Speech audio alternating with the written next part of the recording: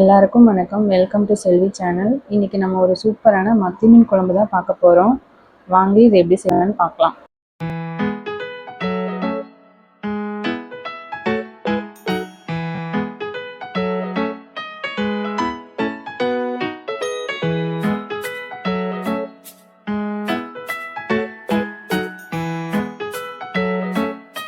ஒரு lemon size அளவு புளி எடுத்துருக்கேன். ஃபஸ்ட்டு நம்ம அதை ஊற வச்சுக்கலாம்.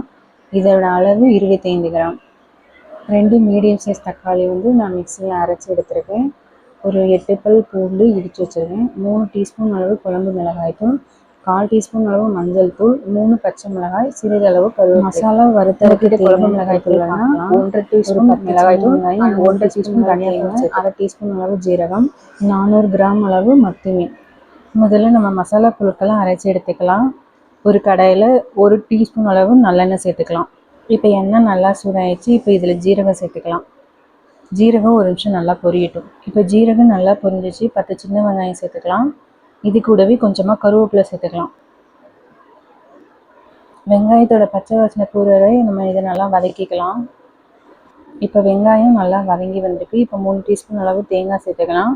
தேங்காவை நம்ம வதக்கணும்னு அவசியம் இல்லை. இப்போ நம்ம அடுப்பை ஆஃப் பண்ணி இதை ஆற வச்சு எடுத்துக்கலாம். இப்போ நம்ம இதை மிக்ஸி ஜாருக்கு மாற்றி நைஸாக நம்ம விழுதாக அரைச்சி எடுத்துக்கலாம். வாங்க இதை எப்படி செய்யலாம்னு பார்க்கலாம். ஒரு கடாய் சூடு பண்ணிக்கலாம். கடாய் நல்லா சூடாயிடுச்சு. இப்போ ஒரு 2 டீஸ்பூன் அளவு நல்லெண்ணெய் சேர்த்துக்கலாம். இப்போ எண்ணெய் நல்லா சூடாயிடுச்சு. 1/2 டீஸ்பூன் அளவு வெந்தயம், 1 டீஸ்பூன் அளவு கடுகு சேர்த்துக்கலாம். இப்போ கடுகும் வெந்தயமும் நல்லா பொரிஞ்சிச்சு. இப்போ இடித்து 8 பூண்டையும் இதில் சேர்த்துக்கலாம். சிறிதளவு கருவேப்பிலை சேர்த்துக்கலாம். இப்போ பூண்டு நல்லா வதங்கி வந்திருக்கு. இது கூடவே ஒரு 20 சின்ன வெங்காயம் கட் பண்ணி வச்சுருக்கேன், சேர்த்துக்கிறேன். வெங்காயம் நல்லா கண்ணாடி பதம் வர வரை இதை நல்லா வதக்கி விடலாம். வெங்காயம் வதங்குறதுக்காக தேவையான அளவு உப்பு சேர்த்துக்கிறேன். இப்போ வெங்காயம் நல்லா வதங்கி வந்திருக்கு. இப்போ அரைச்சி வச்ச 2 தக்காளி இதில் சேர்த்துக்கலாம். தக்காளி நல்லா வதங்கி வரட்டும். இப்போ தக்காளி நல்லா வதங்கியிருக்கு. நம்ம அரைச்ச தேங்காய் விழுது இதில் சேர்த்து ஒரு 2 நிமிஷம் இந்த எண்ணெயிலே இந்த தேங்காய் விழுதை நல்லா வதக்கி விடலாம். இப்போ இது கூடவே குழம்பு மிளகாய்த்தூள் 3 டீஸ்பூன் அளவு சேர்த்துக்கலாம். 1/4 டீஸ்பூன் அளவு மஞ்சள் தூள் சேர்த்துக்கலாம். 3 பச்சை மிளகாய் சேர்த்துக்கலாம். இந்த மசாலாவோட பச்சைத்தன்மை போகிற அளவு நம்ம 2 நிமிஷம் நல்லா இந்த எண்ணெயிலே வதக்கி விடலாம். இப்போ பாருங்கள், ஓரளவு நல்லா எண்ணெய் பிரிஞ்சு வந்திருக்கு. இப்போ நம்ம தண்ணியோட அளவுகள் சேர்த்துக்கலாம். ஒரு 250 ml அளவு தண்ணி சேர்த்துக்கிறேன். சேர்த்து ஒரு நிமிஷம் இதை நல்லா கலந்து விட்டுக்கலாம். இப்போ இது ஒரு நிமிஷம் நல்லா கொதித்து வரட்டும்.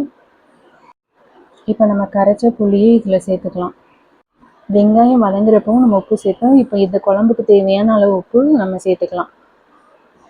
இப்போ இதை மூடி போட்டு லோ ஃப்ளேமில் வச்சு ஒரு 4 நிமிஷம் நல்லா கொதிக்க விடலாம்.